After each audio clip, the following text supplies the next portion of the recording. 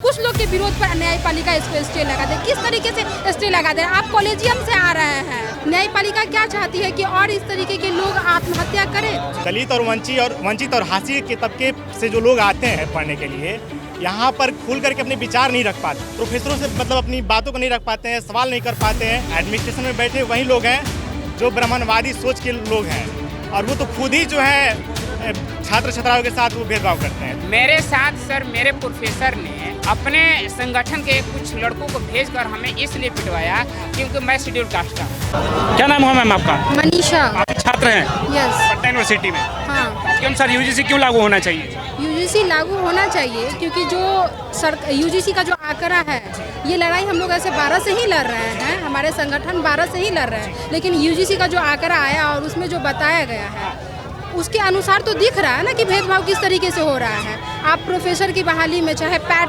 PhD admission में, आप देख रहे हैं कि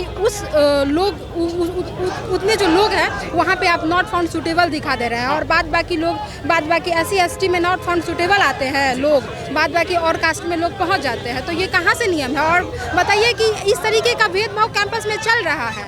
बहुत सारे एग्जाम्पल दर्शन सोलंकी, पायल तड़वी आ रहे हैं। इस तरीके से सरकार अब क्या चाहती है, न्यायपालिका क्या चाहती है कि और इस तरीके के लोग आत्महत्या करें? इसीलिए हम लोग समाज के जो लोग समर्थन विरोध कर रहे हैं इसका, कह रहे कि हमारे बच्चों को भी तो हिस्सेदारी मिलनी चाहिए। अच्छा, एक बात बताइए, उनको EWS नहीं मिल रहा है? उनको EWS मिल रहा है कि नहीं मिल रहा है? आरक्षण का लाभ तो बाकियों को तो मिल रहा है। तो वो कैसे कह रहे हैं कि यही लोग आरक्षण ले रहे हैं? वो आरक्षण नहीं ले रहे हैं, आरक्षण लेके और फिर भी बोल रहे हैं वो आरक्षण हम नहीं ले रहे हैं। ये कहाँ की बात है? आप कह रहे हैं पहले ये लागू हुआ नहीं और पहले से अपने आप को विक्टिम मान ले रहे हैं कि हमको दोषी करार कर दिया जाएगा। बताइए, इस तरीके के देश में बहुत सारे चीज है, ED CBI, क्या उसका गलत उल्लंघन नहीं हो रहा है सरकार के द्वारा? तो आप पहले अपने आप को विक्टिम क्यों मान ले रहे हैं? ये देते हैं कि जैसे SC ST एक्ट का गलत इस्तेमाल होता है हमारे खिलाफ, वैसे हमारे बच्चों के खिलाफ यूजीसी कानून का इस्तेमाल कैंपसों में होगा। आप देख रहे हैं कि पहले से तो कौन इसके विक्टिम अपने आप को पहले मान लेना सही होता है? आंकड़ा तो दे रहे हैं ना, वो SC ST एक्ट का आंकड़ा दे रहे हैं। क्या आंकड़ा दे रहे हैं? वो भेदभाव कर रहे हैं ना समाज में, तो ये चीज पहले से व्याप्त है, कैंपस में भी हो रहा है, दिख रहा है आपको। आप कितने भी प्रोफेसर की बहाली में देख लीजिए, PhD में एडमिशन देख लीजिए, क्यों कौन आगे आ रहे हैं? आप नॉट फाउंड सूटेबल देख के तो हम भी तो आंकड़ा दे रहे हैं। काबिलियत से आ रहे हैं या फिर सिस्टम की वजह से आ रहे हैं, आपको लग रहा है? सिस्टम में बैठे कौन लोग हैं? सिस्टम में बैठे कौन है? वही उन्हीं के लोग बैठे हैं ना। तो आप पहले कैसे बता सकते हैं कि हमारे साथ भेदभाव हो जाएगा? आप आने तो दीजिए पहले।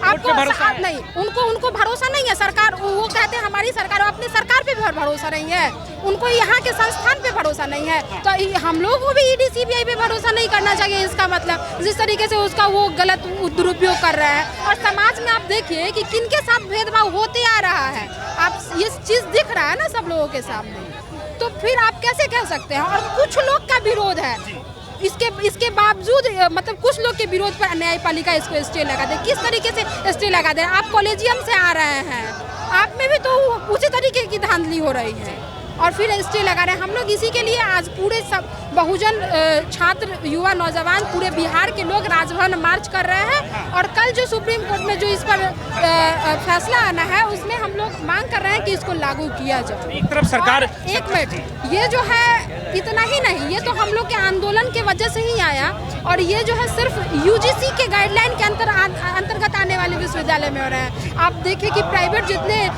IIT, नीट, इन सब में जाइए, वहाँ पे नहीं है ना ये चीज़ लागू, और वहाँ पे भी पायल तड़वी, दर्शन सोलंकी जैसे घटनाएं घटी है कि नहीं? लागू करवाना है, वहाँ भी करवाना है। पहले हमको यहाँ करवाना है, उसके बाद वहाँ भी करवाना है। जो सरकार हिंदू राष्ट्र की बात करती थी, बटोगे तो कटोगे की बात करती थी, ऐसे कानून लाकर क्यों बांटने की बात कर रही है? अभी देखिए, आप यूनिवर्सिटी कैंपस 2 भागों में बट गए हैं, समाज 2 भागों में बट गया है।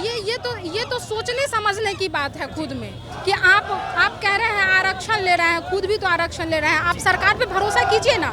हम कहाँ बट रहे हैं? हम तो कह रहे हैं कि हमारे भाई बहन है वो लोग, हम बट नहीं रहे हैं। हम कह रहे हैं कि हम लोग सब भाई बहन आने दीजिए, भेदभाव नहीं करना है, बस यही कहना है। के आड़ में जो स्वर्ण विरोधी जिस तरह के नारे लग रहे हैं, ये आप इत्तेफाक रखती हैं? बिल्कुल नहीं इत्तेफाक रखते हैं सभी। हम लोग तो ये कहना ही नहीं चाहते कि इस तरीके का बंटवारा हो, लेकिन वो खुद बट रहे हैं, वो खुद बट रहे हैं। हाँ, आपके हिस्से में अगर फैसला नहीं आया तो क्या करेंगी फिर? हम लोग आगे जा रहे हैं, हम लोग प्रोटेस्ट कर रहे हैं, राजभवन मार्च का हम लोग जो संवैधानिक तौर से जो करना है हम लोग कर रहे हैं। बताइए यूजीसी कानून क्यों लागू होना चाहिए आपके अनुसार? यूजीसी रेगुलेशन जो है लागू इसलिए होना चाहिए कि आप देख रहे हैं कि किस तरह से विश्वविद्यालय कैंपसों में जातिवाद और भेदभाव बढ़ रहा है, और ये हम मतलब अपने तरफ से नहीं कर रहे हैं। ये तो यूजीसी का जो डेटा आया है, जो आंकड़ा आया है कि विश्वविद्यालयों में 118% जातीय भेदभाव की बढ़ोतरी हुई है। तो इस वजह से जातीय भेदभाव को खत्म करने के लिए यूजीसी रेगुलेशन लागू करना जरूरी है। आपने कभी फेस किया है जातिगत भेदभाव? बिल्कुल, हम तो हमेशा करते रहते हैं। कहाँ पढ़ाई कर रहे हैं? हम पटना विश्वविद्यालय में ही करते होता है इस कैंपस में? हैं। बिल्कुल होता है, पटना विश्वविद्यालय में तो बहुत ज़्यादा होता है। यहाँ के जो दलित और वंचित और हाशिए के तबके से जो लोग आते हैं पढ़ने के लिए, यहाँ पर खुल करके अपने विचार नहीं रख पाते हैं। यहाँ पर जो छात्र होते हैं खुल करके प्रोफेसरों से मतलब अपनी बातों को नहीं रख पाते हैं, सवाल नहीं कर पाते हैं, क्योंकि उनको पता है कि अगर हम अपनी बातों को रखेंगे तो हमारे साथ जातीय भेदभाव हो सकता है। एडमिनिस्ट्रेशन को जाकर कंप्लेन करिए। एडमिनिस्ट्रेशन को कंप्लेन कैसे कर सकते हैं? एडमिनिस्ट्रेशन में बैठे लोग कौन हैं? एडमिनिस्ट्रेशन में बैठे वही लोग हैं जो ब्राह्मणवादी सोच के लोग हैं, और वो तो खुद ही जो है छात्र छात्राओं के साथ वो भेदभाव करते हैं। तो हम कहाँ लेकर के जाएं? इसलिए हम यूजीसी रेगुलेशन की मांग कर रहे हैं कि यूजीसी रेगुलेशन लागू किया जाए ताकि हमारी बातों को वहाँ पे सुना जाए। आप लोग बोलना चाहेंगे भैया? क्या नाम हुआ भैया? क्या नाम हुआ आपका? मेरा नाम राकेश कुमार हुआ। कहाँ से आए हैं? पटना के दानापुर से आए हैं। दानापुर से आए हैं। जी। क्या यूजीसी लागू होना चाहिए? जी बिल्कुल होना चाहिए। होना चाहिए लागू, क्योंकि जातिवादी लोग मानसिकता लोग हम लोग पे बहुत अत्याचार कर रहे हैं। कौन कर रहा है? जो जितने भी मनुवाद के सोच रखने वाले लोग हैं वो लोग बहुत सारे गलत काम कर रहे हैं, क्योंकि जातिवादी इतना बढ़ गया है, बढ़ करके 118% हो गई है।